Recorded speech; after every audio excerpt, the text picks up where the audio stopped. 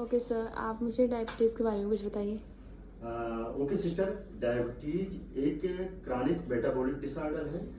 ये lifestyle, bad lifestyle से होती है। कई बार माँ बाप के जेनेटिक वजह से आ जाती है, या कई बार हम कुछ दवाएं ऐसी लेती हैं जैसे स्टेरॉयड हैं, तो कुछ दवाएं ऐसी होती हैं उनसे भी डायबिटीज हो सकती है। तो दोस्तों, जो हमारा ब्लड शुगर नॉर्मल से ज़्यादा शुगर बढ़ा हो ब्लड में, उन्हें हम डायबिटीज कहते हैं। यानी कि नॉर्मल वैल्यू हमारी फास्टिंग की मान लीजिए 80 से 100 होती है ना। तो ये हमारी अगर इससे बढ़ा है तो हम डायबिटीज कहेंगे। 100 से 126 के अंदर है फास्टिंग में, तो यानी प्री डायबिटिक कहेंगे, डायबिटिक की पहली अवस्था। 126 से 126 से ज्यादा है यानी कि डायबिटीज हो गई उसे। तो एक तो फास्टिंग का क्राइटेरिया हो, आप लोग फास्टिंग करते हो ना, हाँ तो जी सर। फास्टिंग का क्राइटेरिया। दूसरा क्राइटेरिया है कि खाने के बाद का शुगर, है ना। अगर आपकी शुगर 160 से 200 के बीच है तो प्री डायबिटिक, 160 के अंदर है तो डायबिटीज नहीं है, 200 से ऊपर है तो डायबिटीज है। यही रैंडम का हिसाब रहेगा, रैंडम ब्लड शुगर। और एक 3 महीने वाली शुगर होती है, उसे HbA1c कहते हैं। अगर 5.5 से 6.5 है तो प्री डायबिटिक, और 6.5 से ऊपर है तो डायबिटीज। ये 3 क्राइटेरिया आपको देखना है जब आप ब्लड शुगर करने जाते हो। तो पेशेंट से पूछना है ना, कि खाली पेट हो कि भरे पेट है, उसी अनुसार आपको डॉक्टर से कन्वे करना है ना। तो आपको यू शुड नो एक कि नॉर्मल वैल्यू क्या है। तो आप ये समझ गए हो कि नॉर्मल वैल्यू ये है, अगर इससे ज्यादा हो तो तुरंत डॉक्टर से बताना। अच्छा, दूसरा टर्म आता है, ये तो शुगर की बात होगी, हाइपरग्लाइसीमिया। दूसरा टर्म आता है हाइपोग्लाइसीमिया, किसे कहते हैं। कोई आप इमरजेंसी में हो, कोई हम्म। पेशेंट आता है कि डॉक्टर साहब, सिस्टर जी देखिए बेहोश है ना। तो बेहोशी के कई कारण होते हैं, हाँ जी। उनमें से एक शुगर कम होना भी बेहोशी का कारण हो सकता है ना। बहुत ज्यादा हो जाती है डायबिटिक कोमा, उसमें भी होती है। तो मोस्टली जो है हमारे जो आईसीयू में इमरजेंसी में आते हैं या बेहोश हो जाते हैं, तो शुगर कम होना एक कारण हो सकता है। ब्रेन में ट्रॉमा होना हो सकता है, सेप्सिस एक कंडीशन होता है, हाइपोटेंसिव शॉक हो सकता है। तो ये कई कारण होते हैं, हमें रूल आउट करना पड़ता है कि क्या है। पेशेंट से पूछना पड़ता है डायबिटीज की हो, क्या इंसुलिन लेते हो, इंसुलिन शुगर बहुत जल्दी डाउन करती है। तो क्या आप शुगर, तो आप एक बार समझ जाओगे। चोट तो नहीं लगी सर में, उससे काट दो, कोई दवा तो ऐसी नहीं खाए हो, कोई कई बार पॉइजन खा के आ जाता है ना। तो ऐसी चीजें आपको, ब्लड प्रेशर की शिकायत तो नहीं थी, तुरंत blood pressure, sugar, blood pressure जरूर आपको नापना वहां पे, क्योंकि हाइपोटेंसिव होगा, हाइपोग्लाइसीमिया को। अच्छा, दूसरी बात आती है कि हाइपोग्लाइसीमिया कहते किसे हैं, है ना। हाँ जी। अगर आपका 70 मिलीग्राम पर डेसीलीटर, जब आप ब्लड ग्लूकोमीटर से ब्लड नापते हो, हाँ जी। अगर ये 70 से कम है तो हाइपोग्लाइसीमिया है। सर, कौन सी ज़्यादा डेंजरस होती है, हाइपोग्लाइसीमिया और hyper? Hypoglycaemia, hypoglycaemia is more dangerous than the hyperglycaemia, क्योंकि सीधे ब्लड ग्लूकोज ब्रेन में कम होगा और सडन आदमी शॉक में जाएगा और कोलैप्स हो सकता है। तो जितना कम होगा, एक बार हमारी 2.5 से 3 से 4 से शुगर हो जाएगी, कोई दिक्कत की बात नहीं है।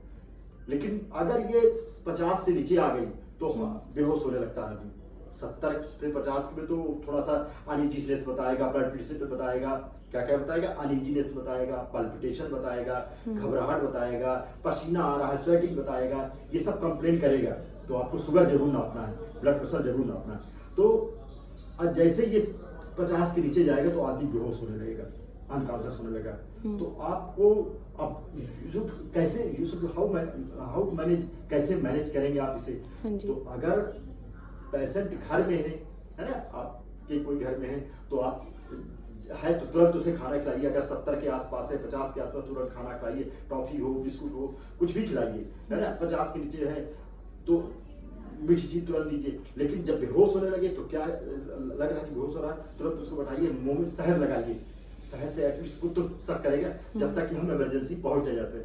आप देखते हो जब इमरजेंसी में आता है पेशेंट तो हम तुरंत ग्लूकोज की ड्रिप लगाते हैं। 25% ग्लूकोज है, डीएनएस है, उसी अनुसार अगर कम 70 के आसपास हो तो डीएनएस लगाते हैं, 50 के आसपास हो तो 25% लगाते हैं, इससे और कम है जो बेहोशी आते हैं 50% डीएनएस देते हैं, जो डेस्ट्रोट 50% होता है। तो तुरंत आदमी होश में आता है। तो आपको पेशेंट कहता है भगवान हो, बेहोशी से जो बेहोश हो रहा था, जो बिल्कुल अनकॉन्शियस हो गया था, उसे आपने बचा लिया। तो ये एक बहुत, यू शुड नो दिस, कि शुगर एक बहुत उसकी है, हाइपोटेंसिव में तुरंत कोलैप्स होता है। अगर तुरंत आपने इमरजेंसी नहीं ली किया तो तुरंत आप कोलैप्स हो जाएगा, चला तो जाएगा। सर इसको हम क्या परमानेंट क्योर कर सकते हैं? हम्म? हाइपोग्लाइसीमिया को परमानेंट क्योर कर सकते हैं? बिल्कुल।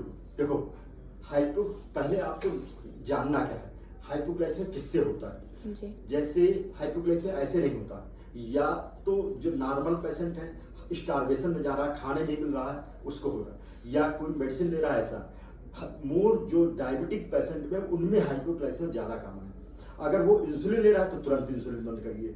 एक ग्लिमिप्राइड ड्रग है, मेडिसिन है ग्लूकोज की, उसे ले रहा है तो उसे उसका असर 2 दिन तक रहता है ब्लड में, उसे बंद करिए। तो जो कारण है, जैसे मान लीजिए इंसुलिन कारण है हाइपोग्लाइसेमिया, बार बार उसे तुरंत बंद करिए। रात को एकदम इंसुलिन न दीजिए, क्योंकि रात को कोलैप्स हो गया, रात पता नहीं चलेगा सोते सोते क्या हो गया।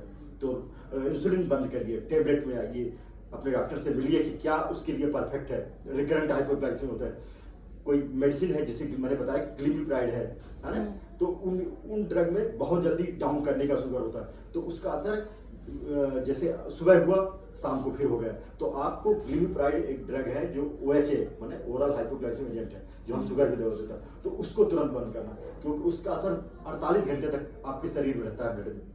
तो उसको तुरंत बंद करिए, क्योंकि आपने सोचा कि अभी तो मैंने शुगर मैनेज कर लिया, अब तो ठीक है 2 से आ गई, जिसको 70 60 जा रही थी, 50 जा रही थी, तुरंत 2 से आ गई, लेकिन वो शाम को फिर डाउन हो जाएगी।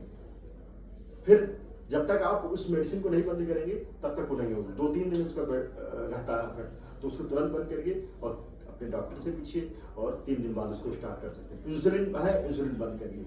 अगर इंसुलिन से बार बार हो रहा है, या इंसुलिन की डोज को मॉडिफाइड करिए। मान लीजिए 20 यूनिट इंसुलिन ले रहा है, कैसे इंसुलिन देते हो आप? सबक्यूटेनियस देते हैं कि IV देते हैं, कैसे देते हैं?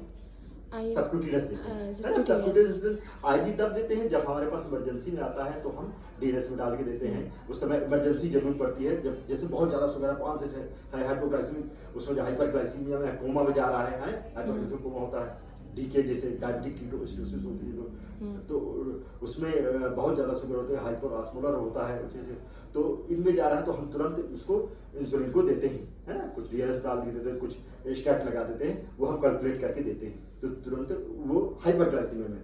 लेकिन हाइपोग्लाइसीमिया है तो इंसुलिन मान लीजिए 20 यूनिट चल रही है, उसकी शुगर डाउन जा रही है, तो उसको डॉक्टर से पूछे, मिले, तो उसको उसकी इंसुलिन कम करी जाएगी, जहां तक उसका ना हाइपोग्लाइसीमिया पहुंच पाए। तो और जब फिर भी आ रही है तो फिर बंद करना पड़ेगा। तो ये चीज आपको मैनेज होना चाहिए। Okay, thank you so much sir, आपने बहुत अच्छा एक्सप्लेनेशन किया।